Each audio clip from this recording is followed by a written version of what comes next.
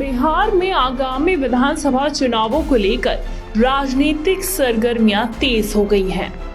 सभी प्रमुख दल अपनी अपनी रणनीतियां बना रहे हैं और गठबंधनों की संभावनाएं तलाश रहे हैं। लेकिन इसी बीच बहुजन समाज पार्टी सुप्रीमो मायावती ने एक बड़ा फैसला लेते हुए ऐलान किया है कि उनकी पार्टी बिहार के सभी 243 विधानसभा सीटों पर अकेले चुनाव लड़ेगी। मायावती का ये फैसला राजनीतिक हलकों में चर्चा का विषय बन गया है। दरअसल हाल ही में हुए मिल्कीपुर उपचुनाव और दिल्ली विधानसभा चुनावों के नतीजों ने बसपा की चुनावी रणनीति को प्रभावित किया है। मिल्कीपुर में भारतीय जनता पार्टी ने जीत दर्ज की और समाजवादी पार्टी को करारी हार का सामना करना पड़ा।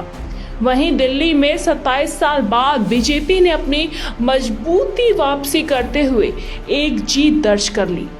इन दोनों चुनावों ने सबसे ज्यादा सबक लेते हुए मायावती ने ये निर्णय लिया है कि बिहार में बसपा किसी भी दल के साथ गठबंधन नहीं करेगी। ये पहली बार नहीं है जब मायावती ने अकेले चुनाव लड़ने की घोषणा की हो।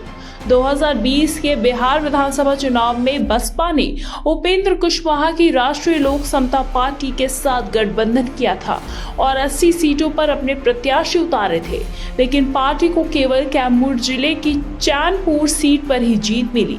इसके बाद बसपा के इकलौते विधायक जेडीयू में शामिल हो गए और मंत्री पद पर भी उन्हें हासिल कर लिया। इससे मायावती को राजनीतिक नुकसान तो उठाना पड़ा था। मायावती के अनुसार बसपा अब किसी भी राजनीतिक दल के साथ गठबंधन नहीं करेगी। इस फैसले के पीछे मुख्य कारण ये है कि गठबंधन करने से पार्टी की स्वतंत्रता बाधित होती है और हार की स्थिति में ठिकरा फोड़ने का सिलसिला शुरू हो जाता है।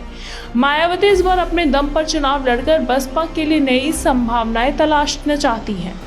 बसपा के बिहार प्रभारी अनिल कुमार ने इस फैसले को जनता की मांग बताते हुए कहा कि लोग एनडीए से ऊब चुके हैं और नए विकल्प की तलाश में हैं।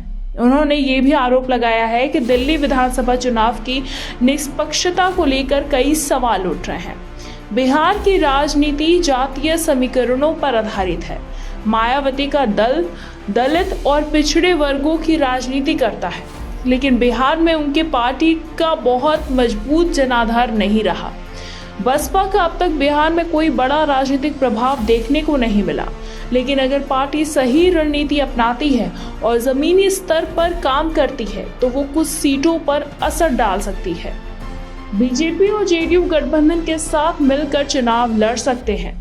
अगर हम बात करें इंडिया गठबंधन की तो राजद कांग्रेस सपा ये गठबंधन एनडीए को टक्कर देने की कोशिश करेगा और साथ ही साथ बसपा का अकेले चुनाव लड़ना।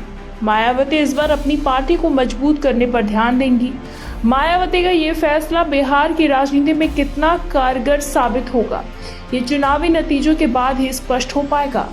बसपा को बिहार में अपनी स्थिति मजबूत करने के लिए जमीनी स्तर पर बहुत मेहनत करनी होगी। सवाल ये भी है कि क्या मायावती का ये आत्मनिर्भर रुख बिहार की जनता को आकर्षित कर पाएगा या फिर नहीं। आपको क्या लगता है, क्या बसपा बिहार में खाता खोल पाएगी? अपनी राय हमें कमेंट सेक्शन में कमेंट करके जरूर बताएं।